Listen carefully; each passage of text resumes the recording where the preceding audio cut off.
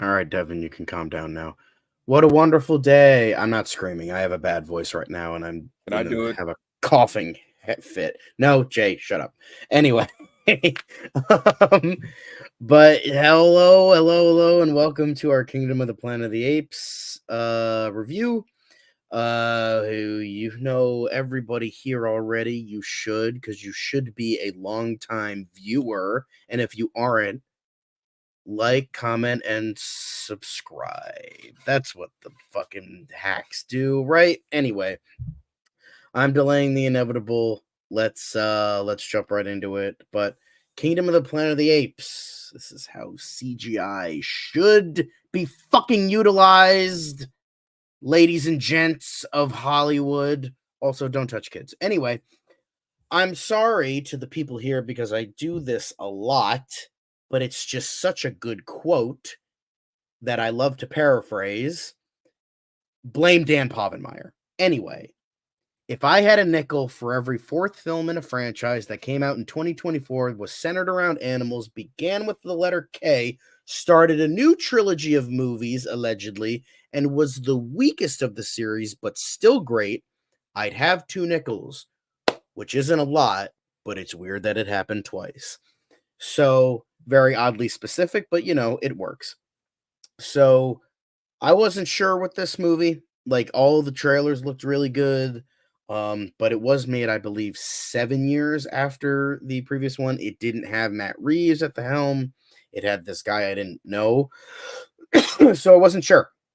I wanted it to be good, and you know what?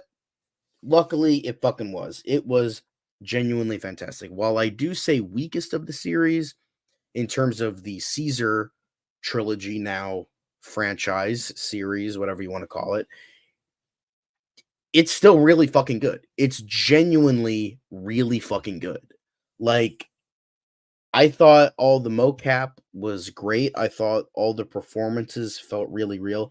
And what I loved about this movie is, like, remembering watching Rise, um, Rise of the Planet of the Apes. Hello, Mark. I remembering Rise of the Planet of the Apes, which came out 13 years ago. I remember the CGI in that being really fucking good. But here's the thing, what I loved about this movie is that the CGI looks better. It's evolved. It looks like it has evolved 13 years because technology has gotten better instead of, the Marvels that in 2023 somehow looks worse than Iron Man in 2008, even though that's a 15-year gap, a longer gap. Should have evolved, but it hasn't. Here, it has. The CGI is genuinely fucking fantastic, and with maybe the exception of a few green screen shots, it looks great. And I think all the performances were captured really well because it's hard to talk about performances. That's what I usually start with. I like to start with the acting. It's hard to say because it just goes hand in hand a little bit too much, because it's like, yes, you're partly talking about the actors because they are performing, but it's also a big heavy job on the VFX artists who have to, like, use that performance to their advantage and really make sure they're capturing that properly. So it really goes hand in hand. And I thought everyone did a really good job in terms of the actual motion capture actors as well as the VFX artists who accentuated, that's the word I'm looking for, accentuated those performances. So it goes hand in hand. I don't know anybody specific. I don't know. The only ones I know specifically are Kevin Durand, not Durand, as Proxima Caesar was fucking excellent. Like, he absolutely nailed it. He is one of those guys where kind of reminds me of Matthew Lillard a little bit, where he's not like really well known in terms of like major cultural zeitgeist, but in terms of his fans, his fandom, they are like really, like, they know how good he is, and he, as many Gen Zers say, understands the assignment. He knows what to do, how to research, and he does that beautifully here. He is like, like the typical charismatic leader who rules with an iron fist type of thing, and he does that very well. And I really liked Peter Macon as Rocca, even though he wasn't in the movie a ton. I love that actor. I think he's definitely an underrated actor. I mostly know him from The Orville, and that's just an exceptional show, and he's great on that show, whether it's more serious or he's kind of the straight man, funny guy. But I think he was really good. Those two actors probably gave the best performances. But the guy who played Noah, I unfortunately don't know his name, was really good. And then in terms of the one major human was Fred. Owen Teague. What is it? Owen Teague. Yes. Okay. Yes. I don't think I've seen him in a ton. He was in It. Patrick Hockstetter. Yeah, it was Patrick Hockstetter. Okay, that's what it was. All right, cool. But yeah, he was really great. Thank you to the both of you. He was really good. I feel like he nailed the sort of like naive protagonist. And as I was saying backstage, this was essentially the hero's journey. This was, like you have like the naive protagonist, the call to adventure, the mentor dies type of thing. So I think even though all of these like beats were familiar, it didn't feel familiar. It feels like not necessarily reinventing the wheel, but they felt like they were doing something interesting with it, and I really liked that. And I feel like there was a lot of nuance here in terms of the characters, how no one I felt was really a good guy or a bad guy. Like, it's just kind of like this really complicated like nature of like, okay, can the humans actually like live this new life? Are they just going to have to give the world to the apes? The apes don't want to go back to, being, pointed at in cages.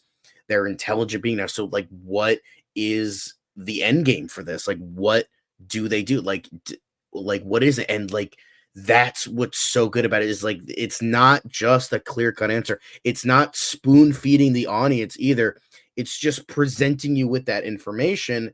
And it's just like, oh man, you and Alex Garland, who would have thunk that a deeply serious movie about the state of America and then a movie about monkeys would nail subtlety and nuance this much? Well, I would say not everything is subtle. Sorry for the coughing. And not everything is subtle. Obviously, there are some like more obvious things, like the main character is Noah, and at the end of the movie, he saves his clan from the flood. Yeah, that's not subtle, but like, you know what? I'll take it. Like, it's still a nice, like, I don't mind biblical imagery as long as it's not like beating you over the head with it. I thought that was like subtle enough to like make it work, but it was still pretty obvious. But I felt that the plot is very simple. It's just, a kid, well, kind of a kid, like sees like this horror of, his clan being just like rounded up, some being murdered. And that scene in and of itself was like one of the biggest highlights of the movie. That was exceptional. I fucking have chills down my spine just by thinking about it. And I feel like, and then he's like, okay, I need to like find them. What does this girl have to do with, what does this echo human have to do with it? And I really, really liked that. And I liked how you had like sort of the warp of Caesar's teachings as well. And I really am interested what this guy has to say, because it involves history and how, how things can be bastardized and sort of warped throughout the years. Even though I believe it's only 300 years, it's still like interesting how like we've gotten from like Caesar's death of like apes together strong, ape does not kill ape, and how that's kind of warped over the 300 years to what we've gotten at this point. And and I thought that was innately interesting. I felt that like, I would say the second half of the movie is like the tiniest bit wonky. Not bad. It's just a little bit off. Like, I feel like it could have been executed a little bit better and maybe was a little bit rushed. However, this is a 2.5 hour movie and it never feels like a 2.5 hour movie. Like, as much as I like love these like Fall Guy and Ministry of Ungentlemanly Warfare, and a couple others I'm forgetting, I feel like a lot of movies this year, the pacing has just been bad. For a lot of the editing has just been not good. Not for like the best movies, like Civil War, it was fine, and Dune Part 2, it was for the most part okay. But like a lot of some of these movies, it just feels like I'm intrigued with what's going on, but I'm not invested. Here, I was invested. I'm like, let's see what's going on here, and it didn't feel like it's running time. It felt like 2 hours, and even though the ending, not the ending, the latter half of the movie felt a little bit off, it was still like that's like a nitpick. It's a nitpick. And considering that this has been a dormant franchise for almost a decade from a director who I don't think has done a lot, and just fucking hitting this hard just goes to show that, like, even under the tyrannical House of Mouse, they still managed to make something exceptional. And it might be my favorite movie of the year. And it's so good. And it's just like there's so much I like want to talk about with this. Obviously, I'm gonna have to cut this short because I've been going for like 10 minutes. I apologize. I'm passionate. Okay. I'm sorry.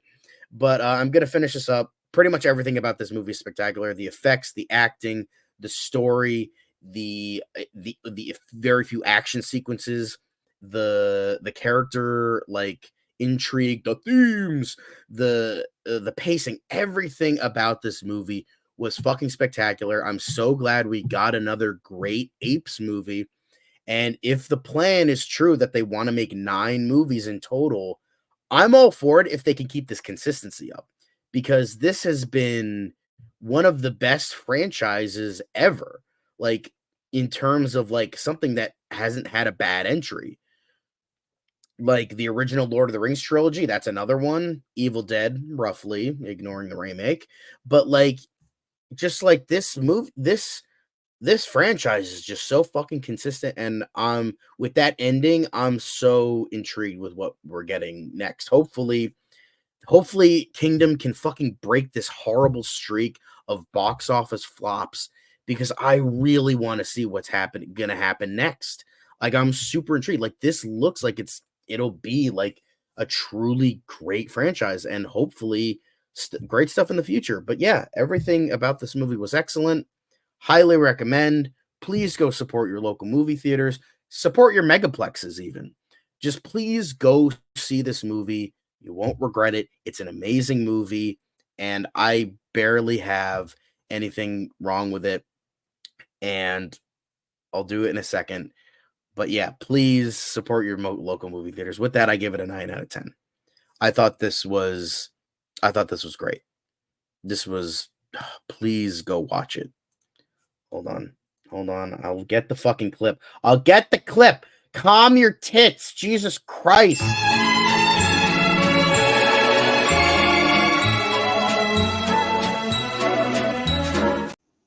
Support your theaters.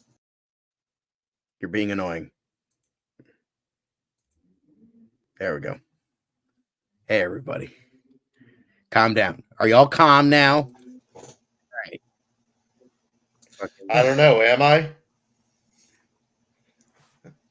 There we go. Bald man. Continue. All right. First of all, I just want to say, pretty cool. Please kick people out who are on their phones and who talk. Thank you. Be like Alamo Drafthouse. I'm a massive fan of the Caesar Planet of the Apes trilogy. In my opinion, those 3 movies are just 5 stars. Like, they're just perfect. That trilogy deserves to be up there with the likes of Lord of the Rings, the original Star Wars, the first 3 Evil Dead movies, and Back to the Future is like some of the greatest trilogies of all time.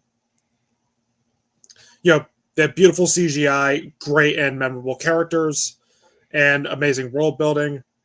And when it was announced there was going to be a continuation of this universe, I was beyond excited.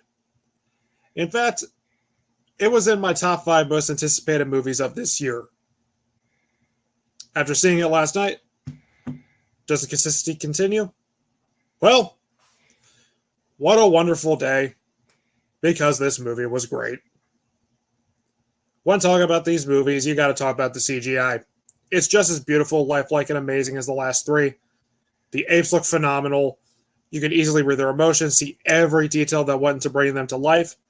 Because as you see, this is what happens when you give your VFX artist time.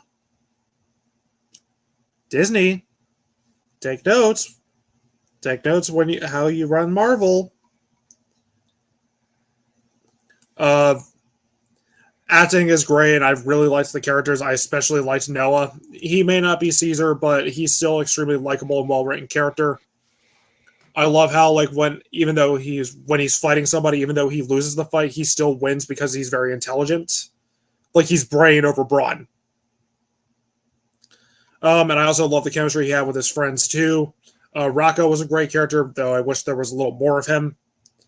And despite his limited screen time, I thought Proximus Caesar was a fucking awesome and very threatening villain. I mean, he's not Koba, and he's not the Colonel, but he's still a fucking awesome villain. I love the idea of him lying about Caesar's teachings and using them as an excuse to do terrible things, like we see in the religion today. In fact, he reminds me a lot of Frollo from Hunchback of Notre Dame. Like how Frollo sees himself as this pure, holy, righteous man, when in reality, he's a monster and he doesn't admit it. I see Proximus as being the exact same thing. The movie looks beautiful. The score is awesome. It's funny and intense. It does a great job with the both tones. And I just loved being back in this world again and seeing how much it changed between war and now. Seeing all of the apes speak in full sentences was super fucking cool to see. Just like how it was when you saw Caesar in War speaking in full sentences. Like, that was fucking awesome.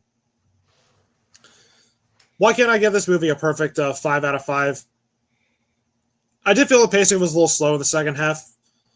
However, I did work a long shift, so I was pretty tired. And I would have liked to see what happened to the humans explored like a little bit more.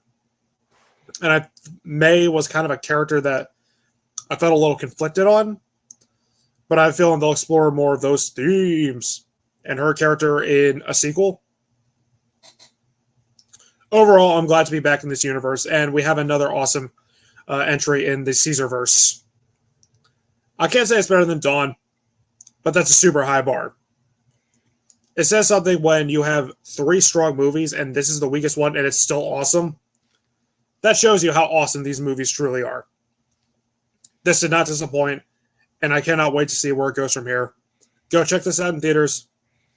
Ape franchise strong, 9 out of 10.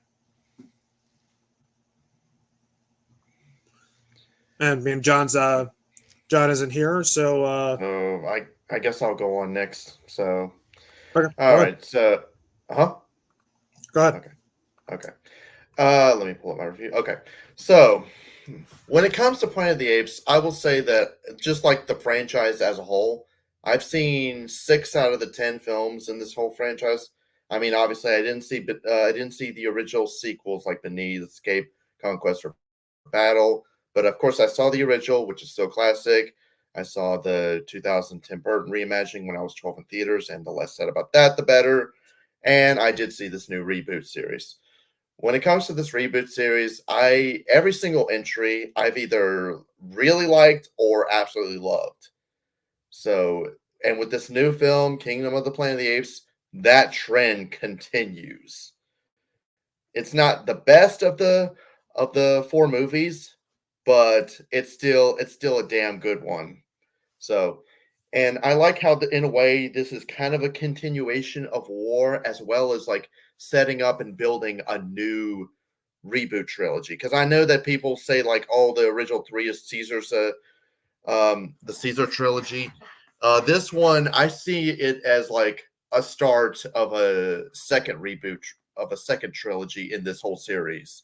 Because if you've spoiler alert for anyone who hasn't seen War, Caesar dies at the end of that movie. So this is more about the generations that happen later, and now Caesar's become a legend. And I think it really works here. The characters are done very well for the most part. And I said for the most part, so there is one exception that I'll get to it soon. I like Noah as a character, and I thought he was a great replacement as replacement for Caesar. And hell, I wouldn't even be surprised if he was a descendant of Caesar himself. Proxima Caesar is an awesome villain.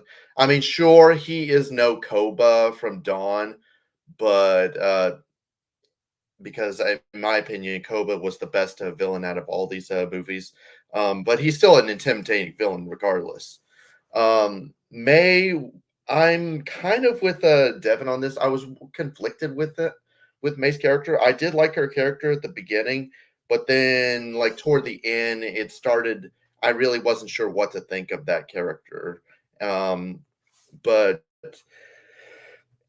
I'll get to that soon enough. The CGI, outstanding from the details of the apes to the even the little bits of hair on each of the apes looks very detailed, and even the landscapes of this dystopian world, it just all looks so amazing. And it's yes. Sorry, Rob. Can I just say something? Go ahead. Like for instance, the scene I noticed that was really good. That was like, wow, the CGI is that good. Was after the village was burned down. Yeah, and you could see the particles of ash on the on hair. the hair, exactly. That was fucking good, man. That Sorry was to good. interrupt. Sorry. No, that's fine. But yeah, the CGI was just amazing, and it's just a shame that Disney can't give us CGI this good with big ass budgets. Shame on you, Disney. If I had any problem, there are a couple that I have. One, as I said, I really liked May's character, but then I really wasn't sure what to think by the end with her character, because it's like, we don't know if, I mean, they'll probably explain it a little bit. They'll probably explain more about her in the next film, whenever that comes out. But it's like the fact that when she comes at the end, she say goodbye, and yet she's holding a gun or something. It's like, you do realize that this guy that Noah saved your life, that this ape saved your life, right? And yet he doesn't know. Yet you don't fully trust him. And also, I felt like William Macy's character he hardly ever. I didn't think he served much of a purpose. I feel like you could have wrote the movie without him. He seemed just kind of there for me. But I mean, overall, well, I will say it's not, like I said, it's not the best of the reboot series. In fact, it's probably the weakest of the four, in my opinion. But don't mistake me. Just because I say it's the weakest, that doesn't mean that it's a bad movie. It's still an awesome time at the movies.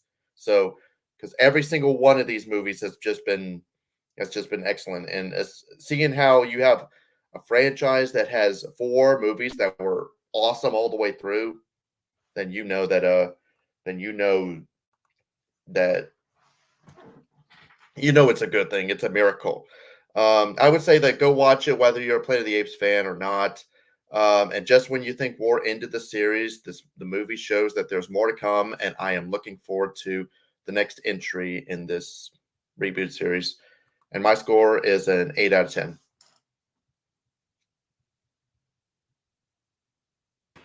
Zachariah. Okay, Disney, come here. I want to talk to you for a second. Come here. More apes, less Marvel, except for Deadpool and Wolverine. Okay.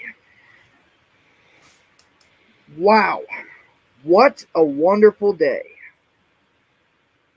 I gotta say, while Planet of the Apes as a franchise overall isn't one of my all-time favorites, I do really respect the original. I don't remember much about the original sequels, but I just heard they weren't very good. But I'm one of the people that, again, I still like the original. I really respect the original. But at the same time, I prefer this Caesar trilogy as like the definitive Planet of the Apes. Like this is what I think of when I think of Planet of the Apes. I love that trilogy. What everyone said, that's all I can say. So I can't really add much. Caesar is one of the greatest characters in cinema. Andy Serkis' performance is one of the greatest characters in cinema. So they had massive shoes to fill with a fourth film. And I gotta say, I dug it. The two things that I wanted mainly out of this movie: honor Caesar's legacy in a way that doesn't come off nostalgia, member bearers, remember this, remember that, and also, keep true to the fact that, the apes are the dominant species and humans are losing their intelligence. I got both of those things. And here's the thing. For all these franchises where they risk doing another film, where the initial original bunch of films is so beloved, this is one of the best attempts at continuing a storyline I have seen in a long time. Because you know me, I love Toy Story 4. I like Kung Fu Panda as far as how they continued the initial storylines. I think this is the best one I've liked since Toy Story 4. While these are new characters, so you're still getting to know them, the depth is still there. The complexity is still there. It's not spoon feeding anything. It's not taking any sides. It's like you see both sides of the coin with how, humans, certain still intelligent humans, like William Macy's and what's your name, want to take the planet back, and then you see how the apes are prospering. It's just that the complexity I was so wrapped up into it. Actually, more so in the second act, believe it or not, when they got into Proxima Caesar's kingdom. That's actually the part of the movie that I liked more. But I do got to really praise the first bit of it too. Rocco was actually my favorite character for that first half of the film, and oh man, I don't know about y'all, but I felt something when he died. But then again, we didn't actually see him drown, so maybe he's still alive. Maybe he could be back in a sequel. But I just like why I liked him so much is that that's where all the sides of honoring Caesar's legacy came in. Like it shows that even though there are apes out there that are twisting his words and twisting his teachings, he was the face of how you show that there are still apes out there who truly respect what Caesar's teachings actually were, if you get what I mean. And I gotta say, while it's the weakest third act out of all these reboot films, as far as the action with the flooding and all that, like, it was a good third act. It worked for what it was, but weak isn't bad, Mark. Don't give me that look. I liked it, but I could have used more action. Maybe because what I was expecting was like a full-on uprising from everyone in Proxima Caesar's whole kingdom. Like they all uprise against him and his soldiers.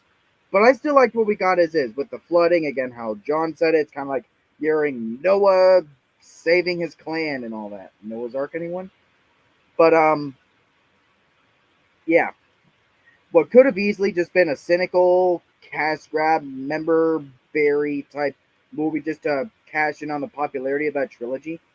The fact that they actually made a genuine attempt to keep all the themes and all the ideas that have been prevalent in the Caesar trilogy, I highly admire and I respect it. And I am really intrigued as to what the ending of this film actually means. What does it mean? Are humans or the intelligent ones, and we're going to start taking back the planet possibly?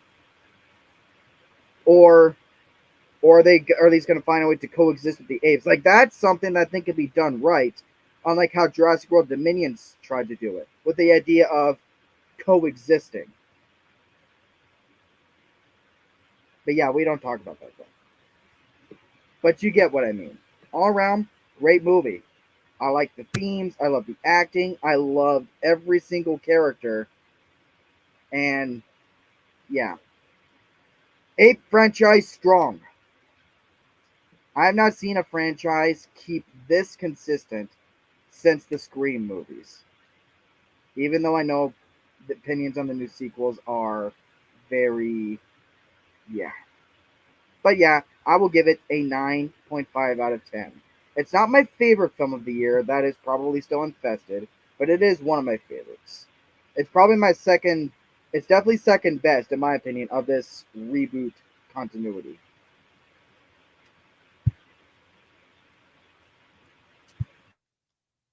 Oh, really? You got something to say? Hang on. I gotta do this. Sorry, Zach. Scream, really? That's the way you want to, you little shit. Fine.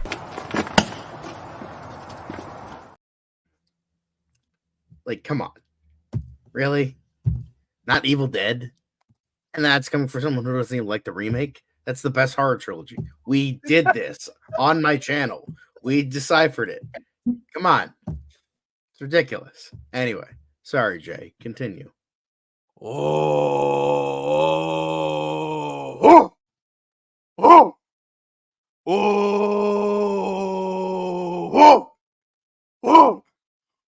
what a wonderful day! I'm sorry, I had to do that. But anyways, as a fellow monkey myself, I have seen It's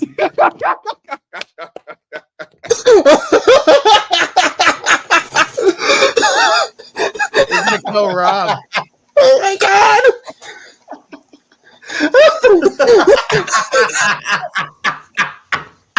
I couldn't laugh. Oh my god!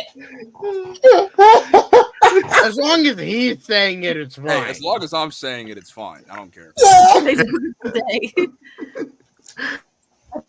Anyways, Good lord! anyways, I was introduced to the Planet of the Apes franchise not by Rise of the Planet of the Apes, but, and I actually don't even remember watching. I remember watching this movie. I just don't remember anything that happened. When my dad rented the Tim Burton Planet of the Apes movie, the 2001 cult classic Planet of the Apes, and I don't remember a single thing in that movie. And then back in 2011, I saw a trailer for Rise of the Planet of the Apes. I saw it. I loved it. I still think about that scene where Caesar finally speaks for the first time, and that had me shook as fuck because I was like, wait a minute, he can talk? And then I watched Dawn of the Planet of the Apes, then The War for the Planet of the Apes, and I immediately was like, this is probably one of the greatest trilogies in sci-fi history and film history. So when I found out that we were going to have another Planet of the Apes movie, and unfortunately, this was going to be due to the fact that Disney now owned 20th Century Fox, I was definitely skeptical because, yeah, do you blame me for being skeptical that Disney now owns 20th Century Studios and we haven't had a good 20th Century Studios movie since Disney has acquired the company? I mean, come on. I think I'm in right to feel skeptical. But then what made me even more skeptical was the fact that it was going to be set 300 or so years after Caesar's story. I thought we were going to be getting a story about, Cornelius, him growing up and taking, the reins of Caesar's, apes and everything. But instead we were now focusing on, new characters. And I was like, oh boy, we're getting Transformers 4 Age of Extinction all over again. We're getting, the fourth movie, when a movie series has a great trilogy and then they want to start it now, and then they want to make a fourth one that no one asked for, I was definitely skeptical.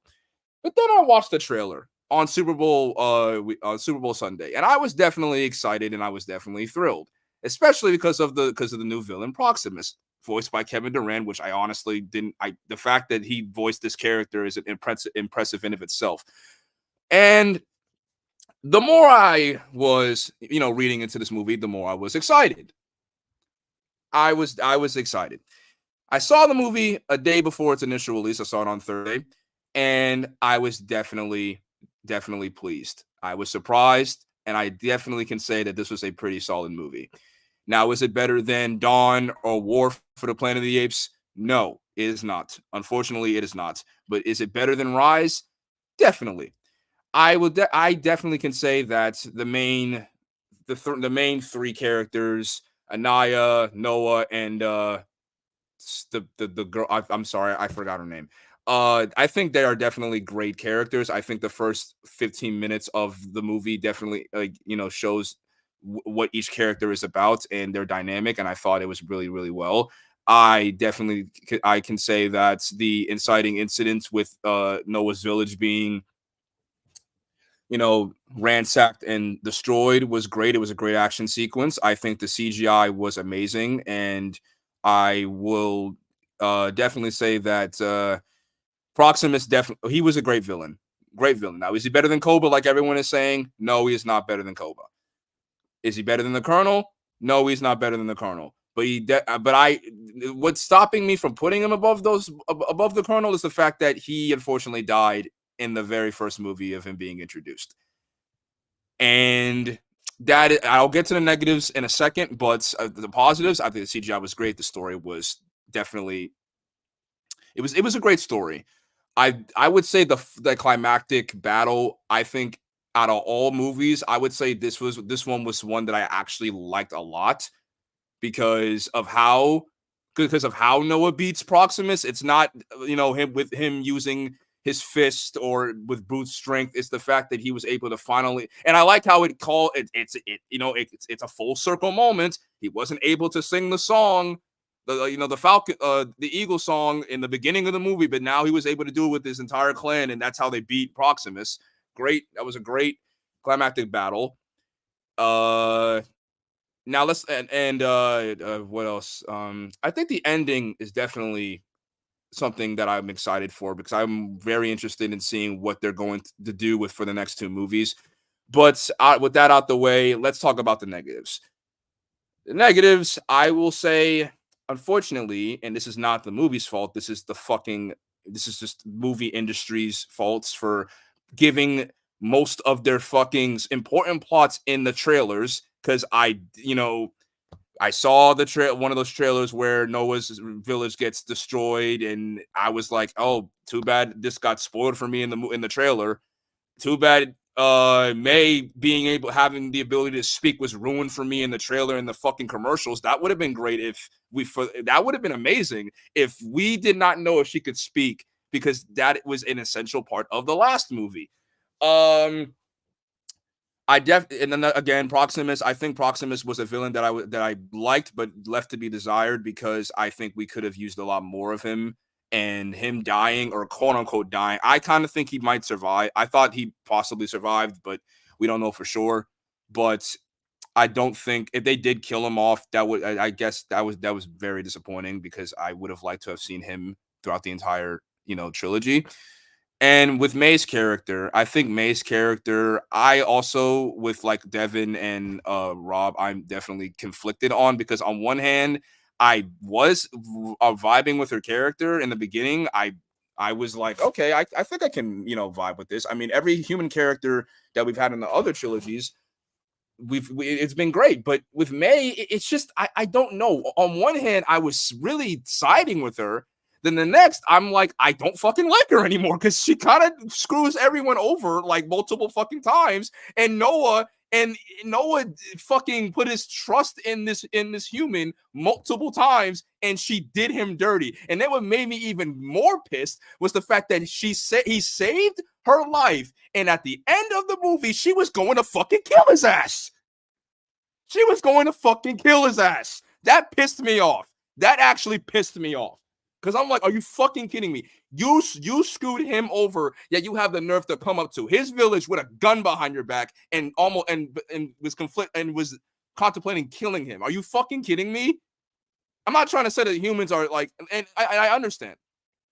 I understand why she was doing what she was doing because humans have been oppressed, for hundreds of years, and they were unfortunately at the bottom of the totem pole as far as dominance, and May wants the humans to at least get back to a somewhat normal. But on the other hand, I am more gravitating towards a side that has dealt with oppression and being in cages and being, frowned upon for many generations. As I'm an African American, and I mean, wow, I've sided with a side I've sided with a faction that knows what it's like to be oppressed. So I'm more so leaning towards the ape side than the human side. I'm not saying that the apes don't deserve, the humans don't deserve to get back to a somewhat normal, but not at the expense of the apes going back to what they once were.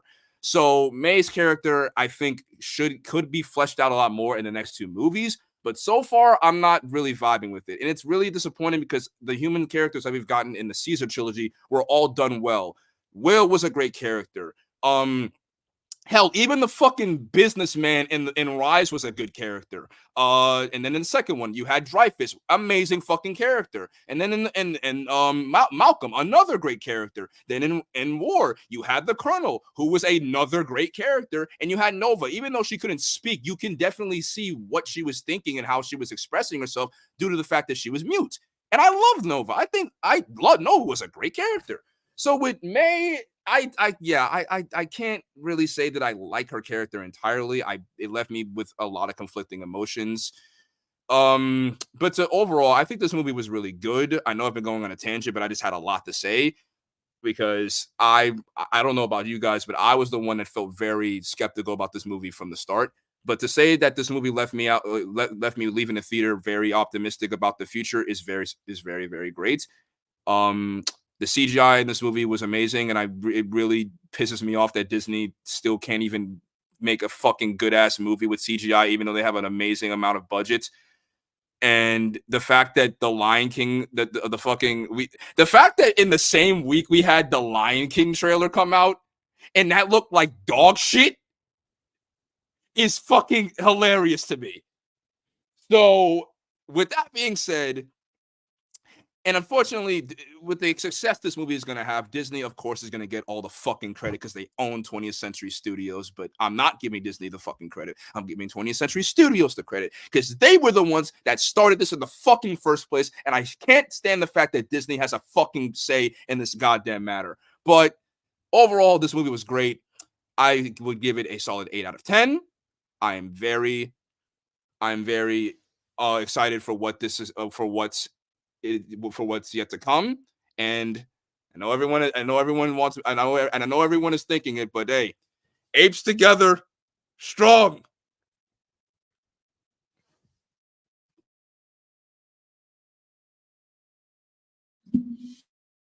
What a wonderful day!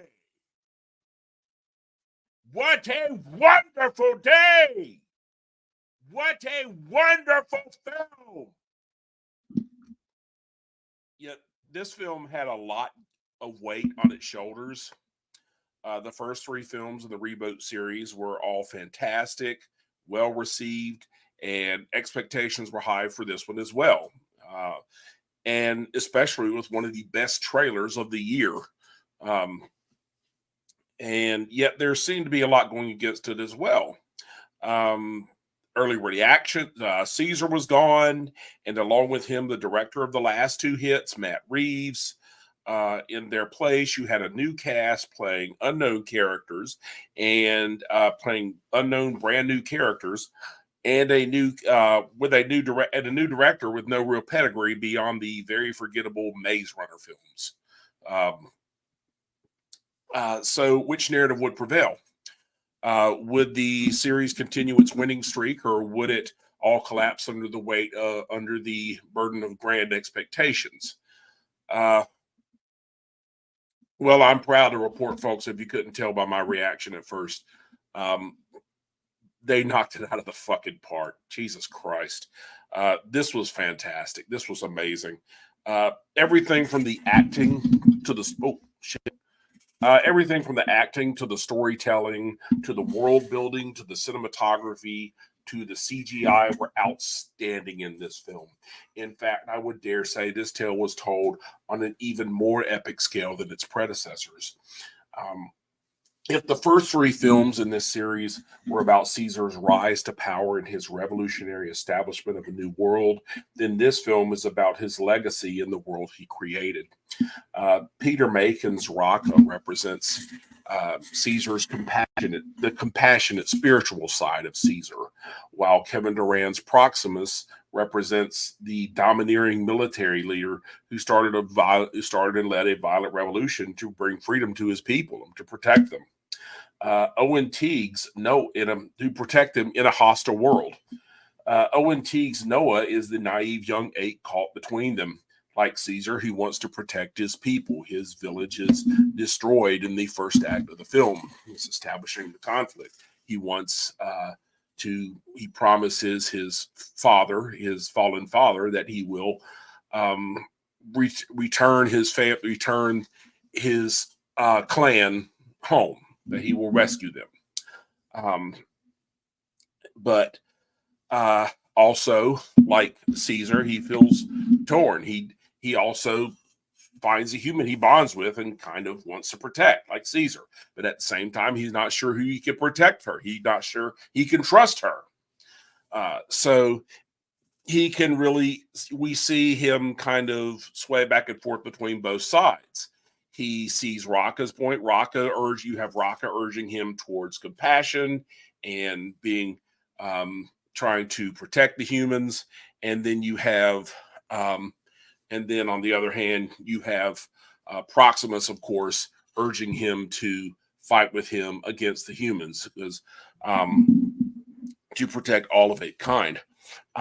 One part of the world, this makes perfect sense for a character who was constantly torn between those two sides himself in the original trilogy. Caesar constantly has to balance his sense of compassion for humanity with his anger at the way his people have been treated by humanity, and the way his people, the way humanity is trying to wipe out his people and subjugate his people. So Caesar is still, in a way, he's as much or maybe even more of a character here. It's like I was saying to my daughter on the way home, Caesar has become an idea. He's become more powerful than you could possibly imagine. He has become an idea. And that idea is debated between the two films. So you see this is as much a spiritual and psychological as much as a physical conflict going on in this film. And throwing a real monkey wrench into the works, so to speak, is Freya Allen's Nova, later revealed to, which her real name is later revealed to be May. She represents a small band of humans who manage to retain their intelligence, although we don't find that out at first until later. And one thing that didn't kind of stand out at the time, but did upon reflection, is his reaction to it, Noah's reaction to it. He seemed a bit perturbed that of her duplicity. He is like, I was compassionate when you hid this. You pretended to be something you're not. And he was a little confused by that, a little hurt. He seemed a little hurt by it. But at the same time, he kind of, May is later revealed to be, have her own agenda as well. And this is where, it seems to me that this film, what I was thinking throughout most of this film was that this film kind of takes the original Planet of the Apes and flips it on its head. It's almost like we're seeing Planet of the Apes from the original Planet of the Apes from the perspective of the apes themselves. And instead of, say, in the original Planet of the Apes, the different apes represent different social classes and occupations. Here they have actually different tribes and clans as well, so in different ways of life. So, and you have Proximus Caesar, of course, who takes Caesar, and this is going back to the spiritual and psychological conflict over Caesar's legacy. Proximus, it's very interesting to see the way Raka and Proximus interpret Caesar's rules. Apes together strong. Raka sees that as them all coming together to work for the best, and being compassionate. Whereas Proximus takes that and turns it into, and kind of twists that into, I have to force all of us to come together to protect us. So he takes it as, well, he turns it into a totalitarian state, his kingdom. He's building his kingdom, and he wants to, of course, gain access to the humans' technology so he can use it to protect them and build this great empire he wants to build. So, as far as May and the ending that we've talked about, I think it fit the film. It was absolutely the right thing to do for her to have that gun, because it represents the fact that there still is not trust between human and ape. Think about it. Why would it make any sense at all that she literally put his clan in danger of dying? She was willing to do that. She literally almost wiped out her clan. It was only because of Caesar's heroic efforts that his clan was saved, that his people was saved. And she really did that when she flooded them right with them in it. He begged her not to. Why would she not go armed? Because she's torn herself, just like him. She loves that she did make a connection with Caesar. She does appreciate that he saved her life, but at the same time, she's not sure how he's going to react. She did what she thought was right, but so at the same time, this represents that there still is not trust between humans and apes, which is the right direction to go with it. Absolutely the right direction to go. And I love how at the end you see how you see how the humans are starting to reconnect. They use their technology to re-upload the satellites to connect with the humans in, I think you said it was Fort Wayne, Indiana. Apparently the communication satellites are still working amazingly. And also you have Caesar who goes back, not Caesar, but Noah, sorry. You have Noah who goes back and goes back to the planetarium, looks through the big telescope, and so I mean he promises that they're going to build back. So it seems to me you might see another time jump in the next film. So, or I don't know, maybe they will save that for the third trilogy, but it seems to me you're going to have a big jump in technology here. They're going to be jumping straight to the Industrial Revolution, basically. So in the next film. So, but I guess just to make a long review short, sorry I had to wing part of this. This was just absolutely fantastic, and I really enjoyed it. I love the world building. I love that it sets up more films. I cannot wait for the next one. Dear God, Wes Ball, you beautiful motherfucker. This is actually my favorite one of the series, and I love the first three films. But I think this is my favorite one, and I'm going to say, yeah, I do think Proximus is better than oh God, the last film, the one we were talking about, you guys were talking about. Koba? What's that? Was it Koba? Koba from Dawn? Or the Colonel? Koba. And the Colonel, yes. He's more charismatic. He was an extremely charismatic leader. He was, he was frightening too. That man was Kevin Durant killed it. He gave definitely the best performance. He and Peter Macon as Raka were just fantastic. And Owen Teague did so good as Noah. Yeah, they did fantastic, all three of them. So Freya Allen, of course, is still beautiful. But hey, my score is a 9 out of 10.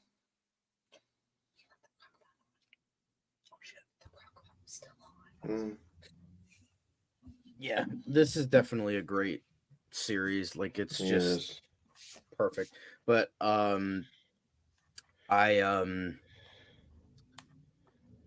think I hope they don't do a time jump, because I feel like that's a little too quick. Yeah. I mean, it all depends on what the fifth and sixth movie. I think about it. Yeah, I think they should say that for the third trilogy. I think you'll probably see them. They'll obviously have a big jump in technology. This one, obviously literacy. They'll introduce literacy and investigation. I remember in the original, it was the gorillas were like the like police officers, like bodyguards. The orangutans were like the elder type, like the ones who made the law, the lawmakers, spiritual leaders. Chimps I think were the scientists. Chimps were the scientists.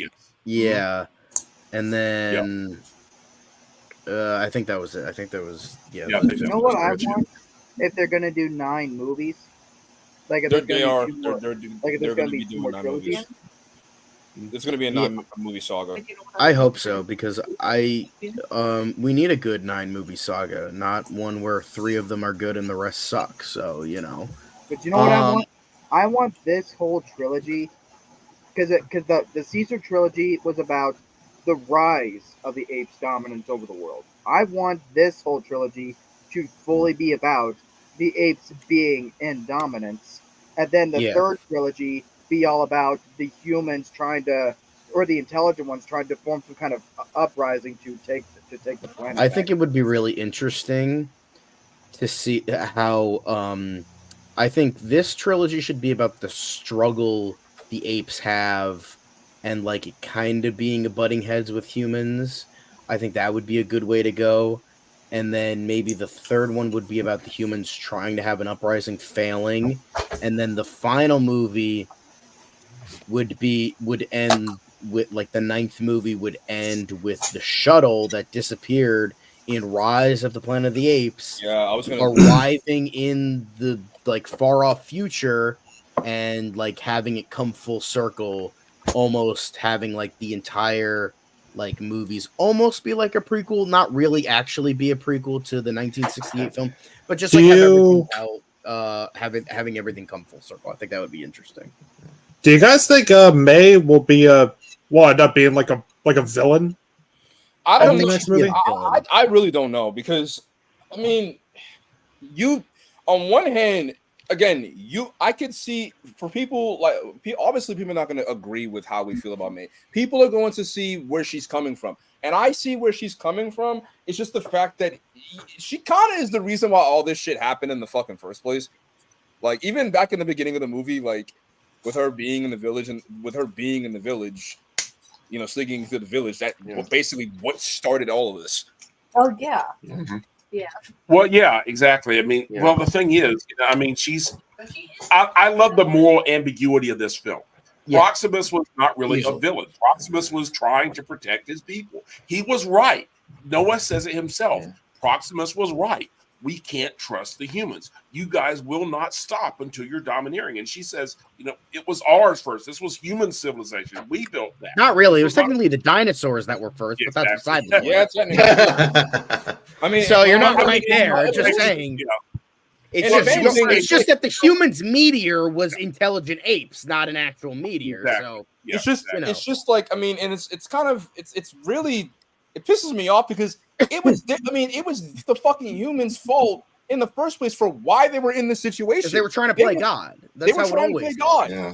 That's how it always is. Downfall, trying to control nature.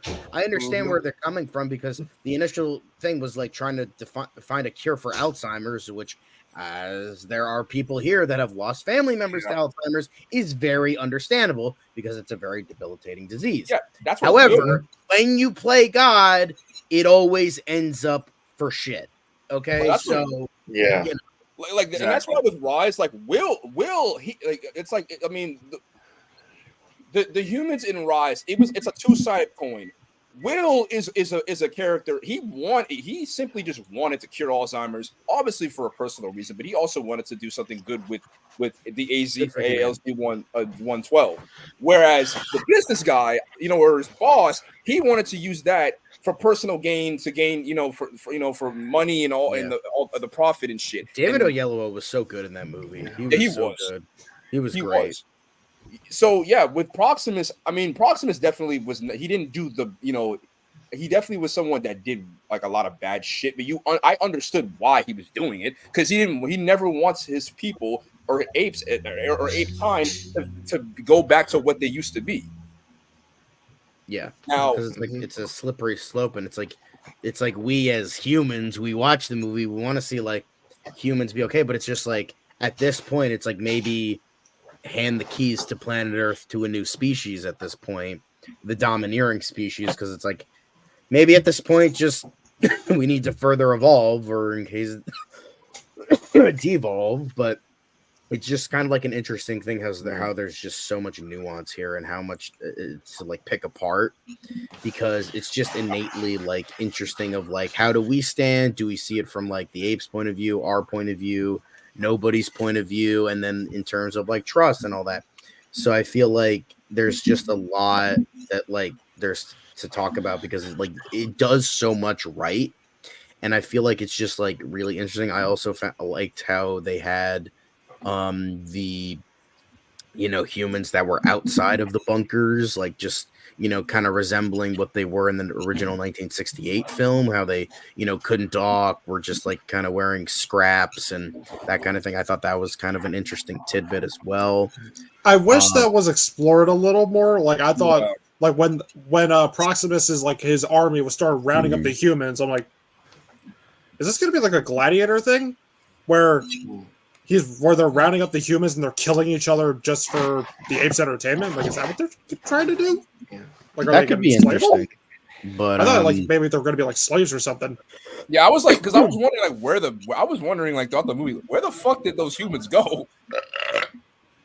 Like, I mean, because they weren't back at Proximus's, land. I think they just killed them because I think they were just trying to find May. I think that was yeah, you're right. Because that big gorilla, he was like, "Oh no, that's not that gorilla was fucking scary, man." He was in that pillage of the village.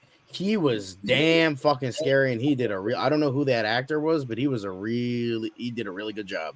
How he died was definitely. I think that was a fitting fate for him because. Yeah. And I like how the movie doesn't like. I like how the movie does, because I actually thought Noah was going to save him because of the whole ape, don't kill ape. But I'm glad that he didn't do anything. I'm glad that he let it happen, because I mean, he killed your father. Yeah, imagine like going through a whole like story, hell bent on killing this person that killed your father, and then by the end you're like, no, revenge is wrong, and then you play the guitar.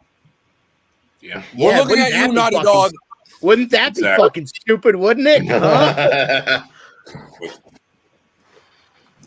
As someone who actually played Last of Us Part 2, I'm like, I gotta mention that. Fuck that shitty ass game.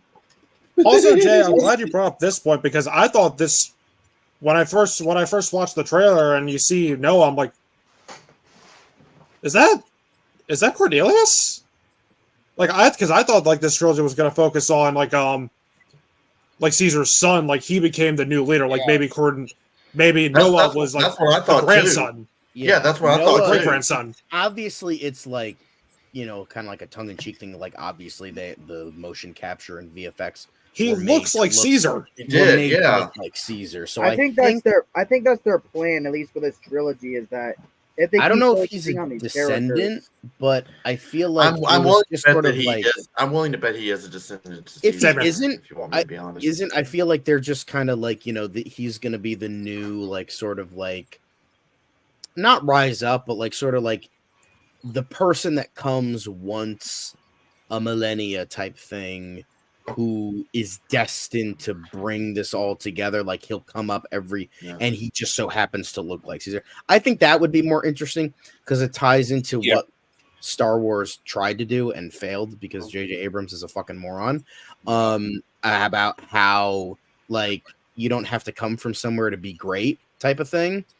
Even though I don't like Last Jedi, that is a good concept to have, because it's like, why is one family the center of the fucking universe?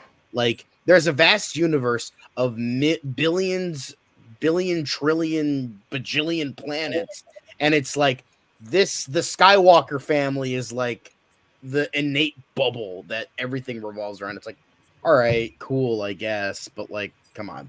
So I think it would be more interesting if like he wasn't an actual, and it's just like he looks like him once, maybe so that the audience connect with him more, and two, he's just kind of like it's just sort of like maybe a reincarnation sort of thing, where it's like, oh, he's destined to like kind of do that just on the grounds of like that kind of idea, as Mark said, and I said to my dad when we were moving out, how he's become like an innate concept and idea. Because I really sorry. I think sorry. I was just going to say real quick. I just want to say real quick. Too long didn't read.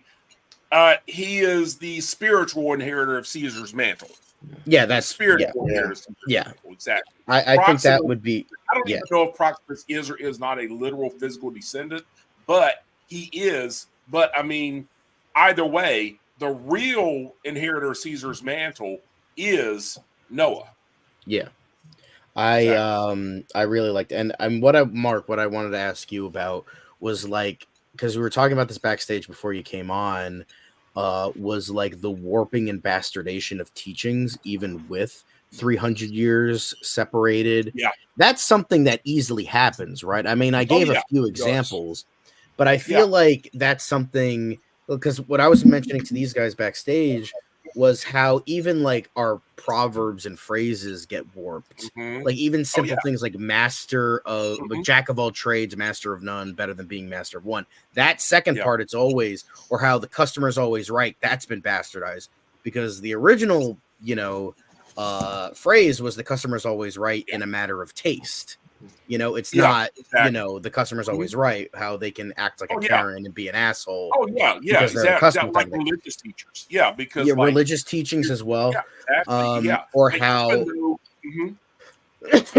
I just feel like and I feel like that was a like intriguing thing to bring about. And I also mentioned, because I was talking about 300 years something. Okay, what happened 300 years ago?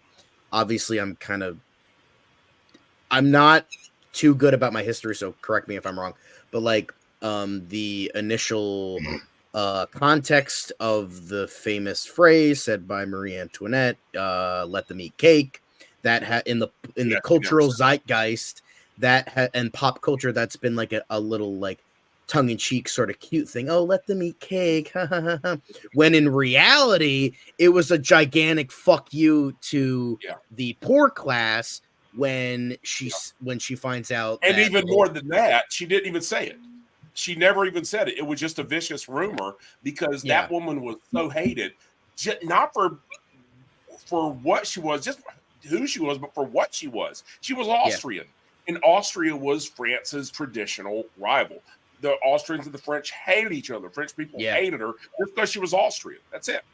Yeah. And from the time he married him, when she was a fucking teenager. So like there was that. I did forget that as well. I was like, oh yeah, it was fake. But even then, like I was trying to like how like even things like not even innate teachings, which obviously would be bigger and is a little bit harder to bastardize, but they still get bastardized, So I feel like that was kind of an intriguing concept of like apes together strong, but not those apes kind of thing.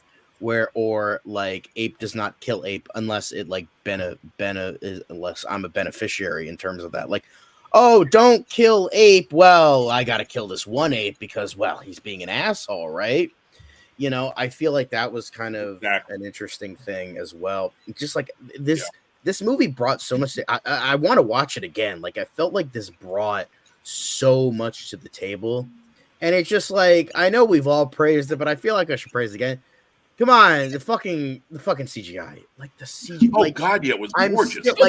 I'm just gonna say this. I'm just gonna say this.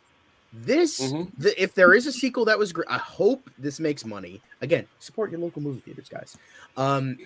If this makes money, I pray it makes money because I want to see sequels to this thing because these are good movies. Have West Ball stay because apparently he's really good at this too.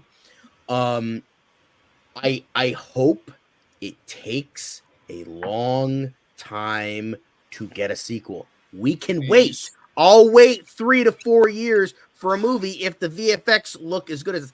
I don't want like the new Planet of the Apes movie to like the come out Flash next year or 2. No, give it time. Please, for the love of God, give it time so that it looks good and they actually spend a lot of time writing it and actually it, having some sort of innate good quality to it. That would be wonderful, please. Zach, what do you have to say? The more that I thought about what you were saying about everything with the connection to Caesar and all that, I actually think I would prefer it the other way rather than him just being Caesar's relative, because I feel like the other way around, those types of themes fit the ideas of this Apes continuity more. Like it just feels more fitting. I guess it so, makes it but better because I like how this movie with Noah. I like how this movie clearly tells us Noah is not Caesar. he's not Caesar. He's not this He's not this methodic. And I mean, Caesar. I mean, in this movie, is treated like he's Jesus. Which, I mean, honestly, I can see why he's treated like Jesus, because he literally died for the apes for them to have a future. Jesus dying on the cross for our sins, for the betterment of our future. And that's something that and we done fucked it up. Yeah, I loved how this movie was able to respect Caesar's legacy and honor his legacy in a way that just wasn't member berries. Remember this, remember that. It was all very. I remember. They could have easily fucked that up, because I like how the opening scene is not with Noah, it's not with the humans, it's respecting Caesar, and we finally got to see that funeral, because the same day I watched War for the Planet of the Apes, the same day I saw that movie. So if you were ever wanted to watch like these movies back to back to back, Kingdom is a great Kingdom. You can watch that right after War, because it starts off where it's a perfect bridge. It's a perfect bridge. Like, okay, we got to give it's just like a kind of respect for the audience a little bit. It's been almost a decade since we got the last movie. The last movie was, I think, in 2017.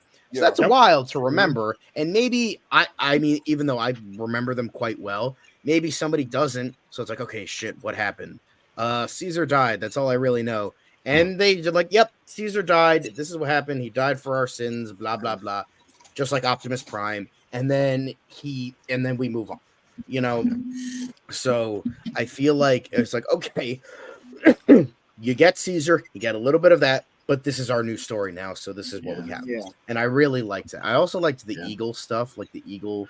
Like, I like the eagle stuff. Yeah, that was really interesting. That was really good. It was. They could have easily had Noah just like get the fucking eagle after his dad, like his father's death, but they let that shit. Even when he finally was able to get the eagle onto his arm, it wasn't until the final, it wasn't until the final act where he finally earned the right to have that eagle back on his arm, because he was able to do the song. Yeah. I really, it's just like everything about this movie is just so good. I don't know. Okay, Rob, you go first. I was gonna say, I mean, I don't mean to, a little bit off topic, but I know that I watched this earlier today with my fiance. I know even though she liked it the movie okay, I know she was like in the car ride on the way home, she was just going on about all the plot holes and things that didn't make sense to her, kind of thing. I mean, I can't really think of any, but I'd love to discuss. When she's awake, obviously. Yeah, because she's sleeping right now, and I don't want to wake her up. So, but maybe next time if we're on a hangout and she's awake, maybe I'll be able to tell her all the problems that she mentioned to me. Kind of thing. Yeah, I'm interested, but Devin, what were you gonna say? I know Zach reacted to it, but what do you guys think of when I compared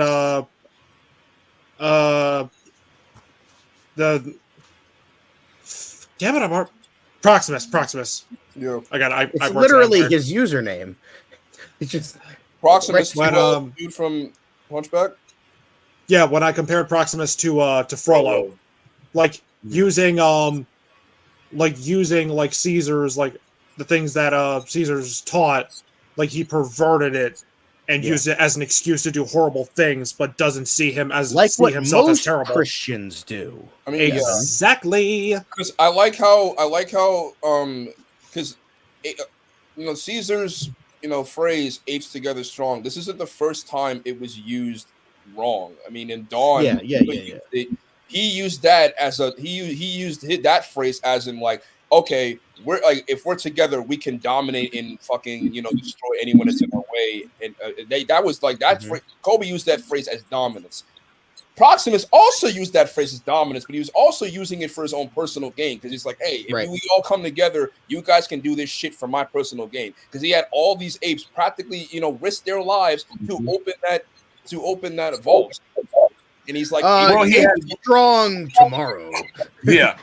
Well, that's why he literally had William Macy's character Trevathan teaching him about Roman history. He was, this is why he understands the significance of calling himself Caesar. He really wants to create an empire. I kind of liked it how he was like talking about that, and then I'm like, man, the dude bros of today would fucking love Proximus Caesar because he just wants to talk about Holy Roman Empire all day long. And we were talking about Roman Empire, not the Holy Roman Empire. Don't confuse that bad fan fiction with the actual Roman Empire. Sorry, my bad. I'm just saying what they say. That's all. Okay, I'm sorry. I will say, I know you're the expert. I will say though, this movie, like with it being received, I hope it does. I hope it does make money. It's only made 28 million on a budget of 157 million. What? Yeah, but like with this movie, and with the plans of it being another trilogy, I'm begging you, Disney. I'm begging you. I am on my goddamn knees, Disney. Please do not put your fucking Mickey Mouse fucking paws on this goddamn trilogy just because you see dollar sign. I'm serious. I'm fucking serious. Because Disney will somehow find a way to put their little fucking paws on this damn trilogy and ruin it. It could happen. It could fucking happen. Because at this point, I feel like Walt Disney himself can power an entire planet for the amount of times he's spinning in his grave. He's doing cartwheels at this point.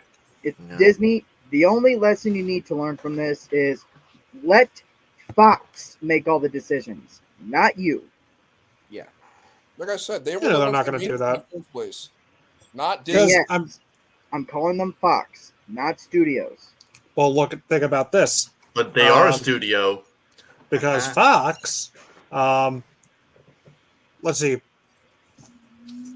ever since the merger, we got Prey, which kicked fucking ass, and we also had No One Will Save You. Oh yeah, I forgot about that. And No One Will Save You was fucking great. The first Omen was another. First Omen was damn good.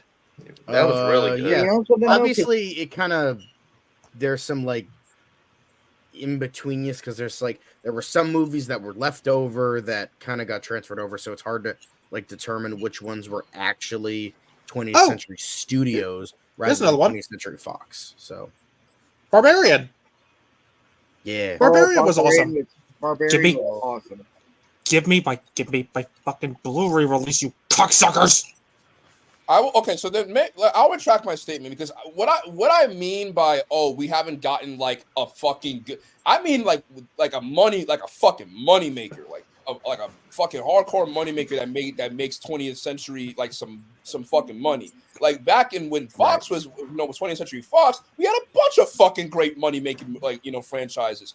Planet of the Apes, X-Men, fucking a bunch of other shit that I can't fucking think of at the top of my head, but. Way of Water want to be their moneymaker for now. What about Avatar 2? Oh yeah, Avatar.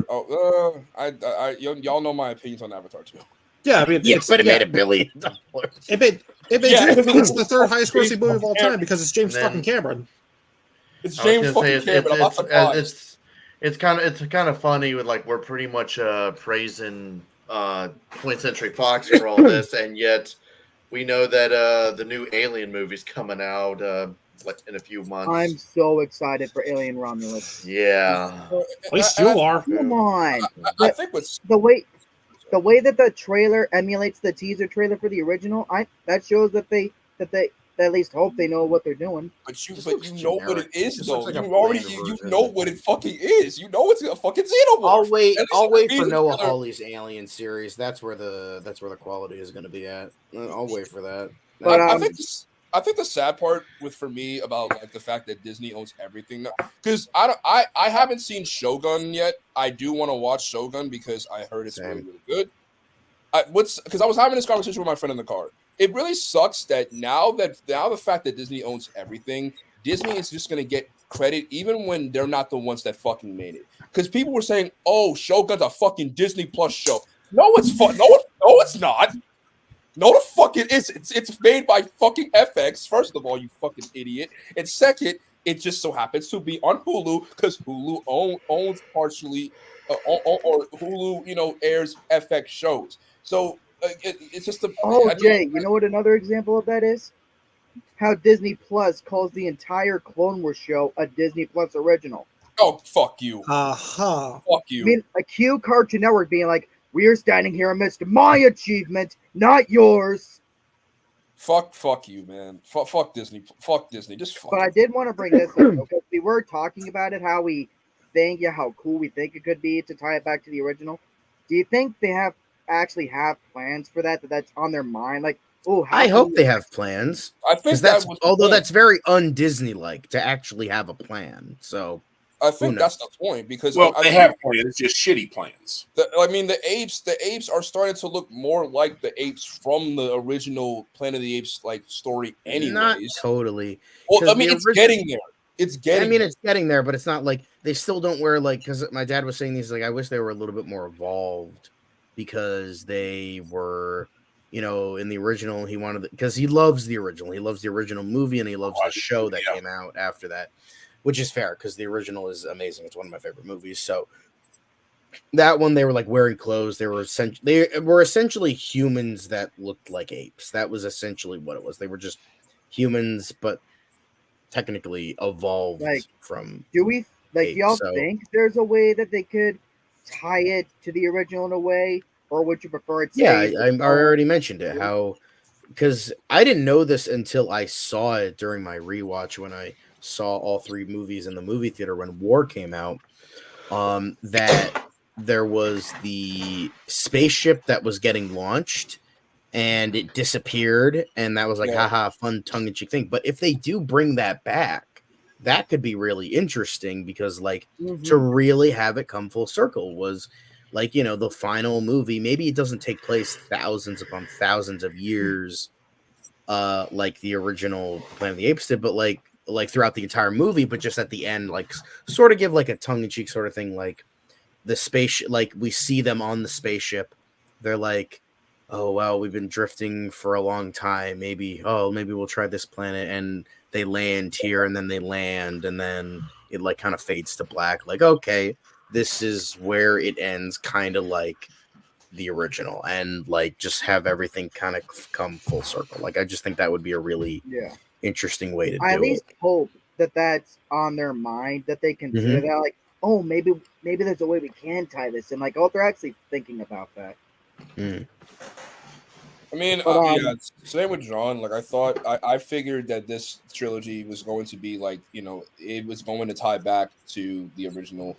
And I mean, now how are they going to incorporate this? The spaceship that went missing. I mean, considering that it's been 300 fucking years, I doubt those same dudes survived. So I don't know, or unless time travel isn't time travel a thing in this fucking franchise?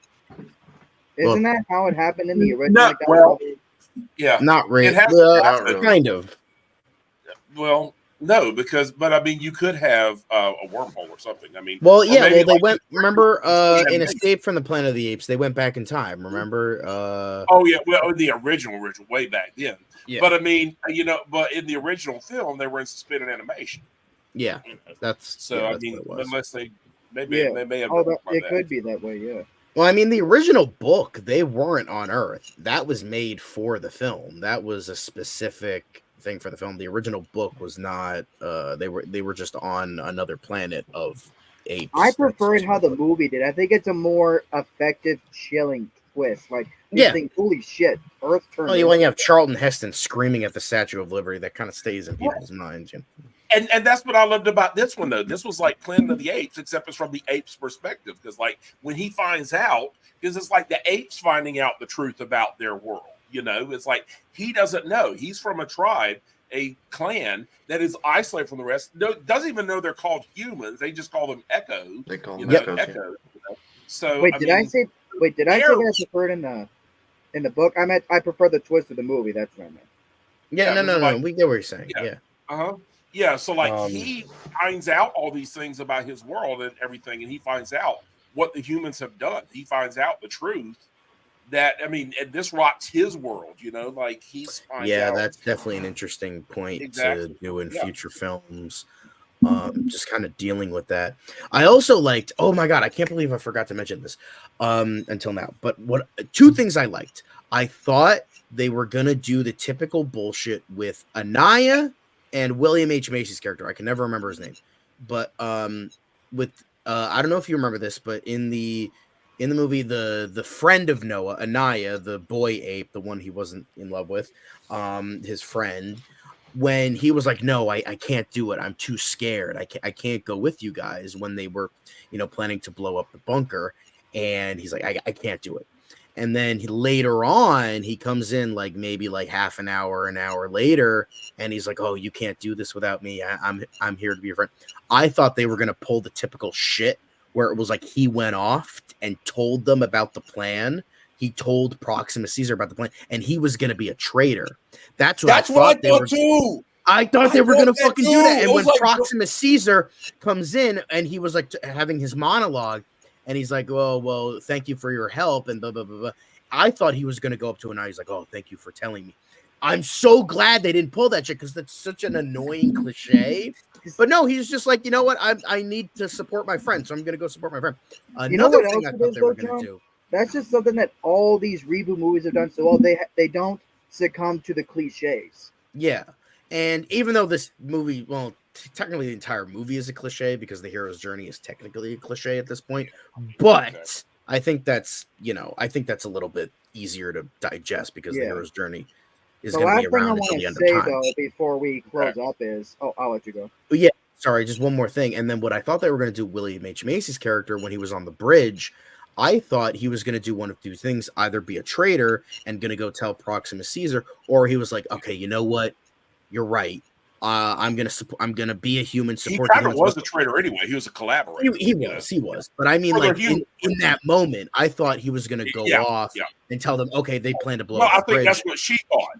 And I thought he was like, oh, he was gonna like come in later and join up, kind of like what Anaya did. But no, she's like, no, I can't risk this shit. And then fucking throw him over. And I'm like, you know what? God bless you for not succumbing to another cliche, because that was awesome. I feel kind of bad because I love William H. Macy as an actor, and I want to see him in more shit. But like, I'm like, you know what? That's refreshing, and good for you for just being like, I'm not going to wait around for this guy to tell Caesar, or to be like, oh, maybe he'll join us, and just be like, fuck it, I'm going to kill him. I don't care. And then toss him overboard. So anyway, sorry, Zach, what were you going to say? But, because I adore 20th Century Fox as a studio. A lot of my all-time favorite movies are from them. For years since the Disney buyout, I've lost faith in Fox. That's fair. Because I thought that they no longer had that one IP that I had a reason to be invested in, like I was with X-Men. Now they have that thing. Give me more apes, Fox. Give me as much as you can get. Yeah, I will definitely say to what John was saying. I'm so glad they did not have Anaya. Dude, I'm so glad they did not post some stupid fucking betrayal like thing with because I dead ass thought that was what was gonna happen. But I'm so fucking wait. Oh shit, Roger Corman just passed away. Oh fuck! Really? Yeah. He was in his 90s. That makes sense. Yeah. Huh? What? Roger Corman. Roger Corman. He was a mentor to a lot of the great film directors of the. Francis Ford Coppola, the B movie king, James Cameron, like a bunch of them. Lucas, the Schlockmeister himself. I mean, it was kind of inevitable. He was like in his, I think 96, 97. He was 98. He was 98. 98. I mean, it was kind of coming. Oh, God, fuck. He was the original, like, fucking B movie Schlockmeister. Damn. Rest in peace to Mr. Corman. You will not be forgotten. Now we have to watch The Wasp Woman. Come on, guys, let's do it. No, I'm just kidding. But yeah. Oh, we need more cheese. Do we have anything else to say for? Yeah, I thought this was an excellent reiterate what I said. Great movie. Yep. Good movie. Go check. Awesome movie. Go check it out. Yep. More Apes, less Marvel. What a wonderful day. That's not going to happen. Honestly, like I mean, I will definitely say this though. Like Kingdom of the Planet of the Apes is a movie on is a perfect example on if you can continue after a solid ending of a trilogy, this is the way to do it. It's possible to still continue and make movies. Yeah. This is the way to do it. Yes. Not what fucking toy. I'm sorry, Zach, but not how Toy Story did it. Not how fucking. Thank you. Preach. Not how fucking hell. I'll even say Indiana Jones. Not because of Kingdom of the Crystal Skull, but because of the Dial of Destiny. I know Mark doesn't like. No, Kingdom I'll of the give you Crystal that. Skull. At least Kingdom was a more faithful movie than Indiana Jones than fucking Dial of Destiny. Let's be honest, though. Let's be honest. It would have been better, even if you like Crystal Skull. You have to admit it would have been better had they just stopped it right after the third one. Right The Last after Crusade was a great ending, but at least if you take anything away from Kingdom of the Crystal Skull, at least we had Indy and Marion finally get married. At least we got that. You know what's kind of was- funny? Sorry, no, What? continue. I'll say it after you're done. Sorry. Oh no, what was funny? Although speaking of Wes Ball and being the director of all the Maze Runner movies, apparently they're planning a Maze Runner reboot. Oh fuck Already. that shit! Fuck that shit! Because I'm looking at the 20th shit. Century Studios movies, like they plan on doing Flash Gordon, Free Guy, a Max Payne reboot, a remake of Working Girl for some reason, a third Escape from New York movie, another Ice Age movie, a Master and Commander prequel. Like, what the fuck, man? So basically, all the movies that they're making are the reboots, sequel, fucking continuations. Untitled Big Trouble in Little China sequel. Like, why are we? Oh doing my this? Can God. we just Oh let, my god! can we It's just just fucking let reboots Ice and Age sequels. die? Let Ice Age die in misery. Not even Yeah. Ice Age. Just stop making sequels and fucking As we prequels. praise the fuck out of a fourth movie in a franchise. Whoops. Stop making sequels and prequels and fucking reboots and just make a new fucking movie. Is that so goddamn hard? So, Fuck. Yes, it is hard. It's Disney, To Jay. Yeah. them, to them, to When, them when it there's is. no more creativity left in Hollywood, dead franchises Exactly. will walk the earth. I mean, dude, honestly, blame Disney for that because the live action Disney movies are really. I mean, I'm not trying to say that reboots weren't a thing back then. It was, but at least back then, it's a lot different than how it is now. You can clearly tell that because of what Disney did with their live action remakes, other companies were like, "Oh, we can fucking do this shit, so let's do it." I mean, When we there is no are more getting runway. a Picture Your Dragon live action remake. So What? Come on, dude. I don't know Oh, why. come on. I That don't know trilogy why. was perfect. I never saw the third movie, but I definitely consider the second one was really really good. I mean, yeah, the first two were good. The third one, Se- second Kinda one, disappointing. second How to Train Your Dragon is probably my favorite DreamWorks animated movie. it's tough for me. I might have to say the second one as well, but Yeah. Or even like yeah. you remind me, since we're on DreamWorks, like fucking Kung Fu Panda or Shrek. Like, why are we getting another fucking Shrek movie? Why was there another Kung Fu Panda movie? Because the third one I thought ended on a decent note where you could have ended it. We're getting Well, with Kung Fu Panda, there's at least already been a 6-movie plan, at least since Oh, the second Jesus. film. They said there's going to be a 6-movie plan, so at least we know that they have a plan for where it's going to go. But I will agree with you with Shrek. We don't had need a plan. like at least with like with Puss in Boots, like yeah, did we need Pussy with boots. Like, did we need another Puss in Boots movie? No, but did we all love it? Yeah, I prefer it over the first one. So do most people. obviously. Everyone does. Obviously, the first one really isn't that good. It was fun. I think it was might even cute. be my favorite Shrek universe movie, honestly. Either that or Shrek 2. I still say the honestly, first Shrek. At some point, we need to just do like a Cool Kids live stream and just talk about like the best like reboots / sequels to come out in pop culture, and on the other hand, talk about the worst sequels / Because reboots. don't you know, Jay, when there is no more room left for creativity and originality, we'll walk the earth. Like, I'm I like Jesus mine better. Christ. Anyway, It's just like but yeah, Well, let's let's go and wrap it up. let's wrap this up. We've been going for like over 90 before this minutes. becomes 8 hours long. But yeah, we just love this movie. We want to see it, succeed. Go- because like support good sequels, and maybe we'll get more out of this.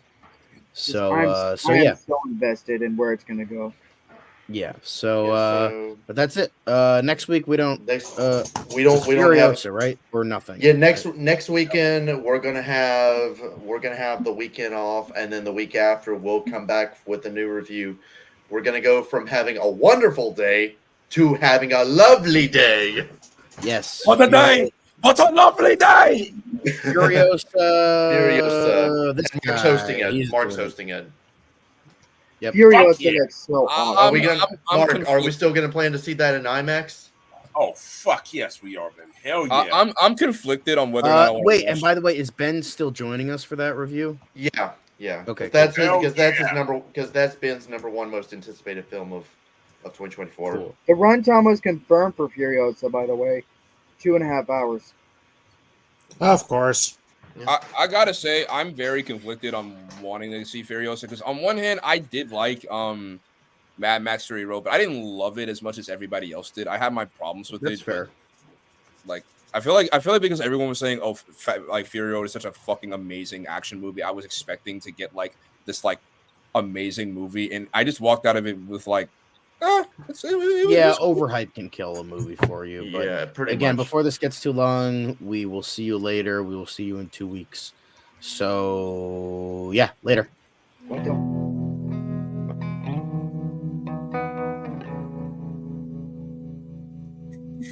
Once again, we have brought light into the world. You're welcome, America. What a wonderful day.